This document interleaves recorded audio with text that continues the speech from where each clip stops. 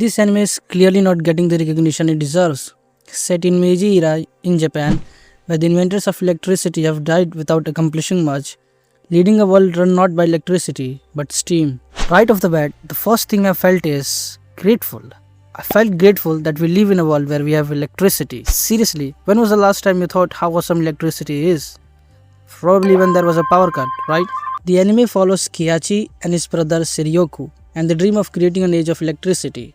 With their book 20th Century Electric Catalog, every idea, every sketch, every dream of world lit by electricity was in that catalog. Then Shiryoku goes to war, taking the catalog with him, but he never comes back.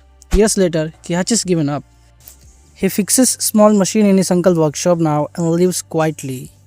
Until he met Inako, a clumsy 15-year-old girl who, when listened to a gramophone he was holding, thought the gods have arrived. At the same time, we are also introduced to Yosuke, hired to a steam conglomerate who is also after the electric catalog. And that's when the plot actually kicks in.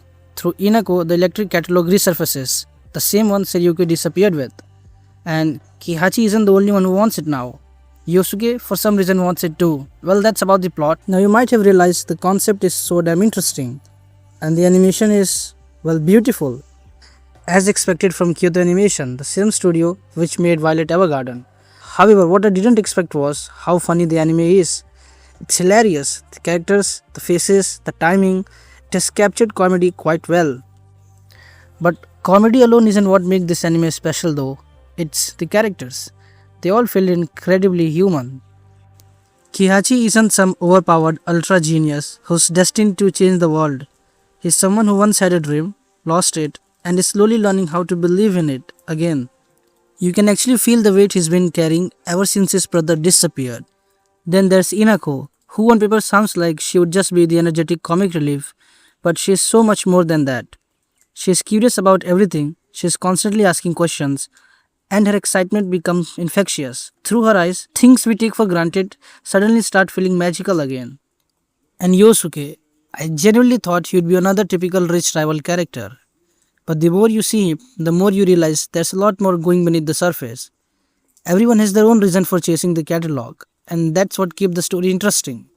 Another thing that I absolutely love here is the world building. This isn't just Japan with steam engines.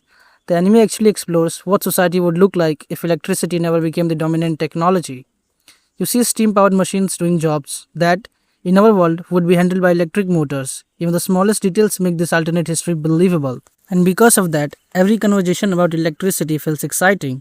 Not because the science is overly complicated, but because you're watching characters dream about something that we already know will completely change the world. It's such a unique perspective. Kyoto Animation also deserves all the praise here. Every frame is gorgeous, the backgrounds are packed with detail, the lighting is beautiful, and the characters' animation is so expressive that half of the joke land purely because of facial expressions. It has that warmth that Kyoto Animation is known for. But what surprised me the most is how optimistic this anime feels. It's about inventing things, it's about curiosity, it's about refusing to let an impossible dream die. It's about imagining a world where electricity never existed, and realizing just how much of our modern life would have disappeared with it. Every invention we take for granted today suddenly feels like a miracle. This anime feels strangely personal because all it would have taken was one tragedy, one mistake, one breakthrough that never happened. And we would have been living in a world just like these characters. And honestly, I've realized something after watching this. Anime based on history, science or inventions, not wars, not endless fights, not saving the world again and again, have a charm that's completely different. They make you romanticize the world which you actually live in. I wish there were more stories like this. So if you know any anime with a similar vibe, let me know in the comments. I'd genuinely love to watch more of them. And watch the Bakuman video that we made. That anime is also very unique. And hit the subscribe button so I'll keep bringing awesome animes which you should definitely watch or you might have missed. Thanks for watching.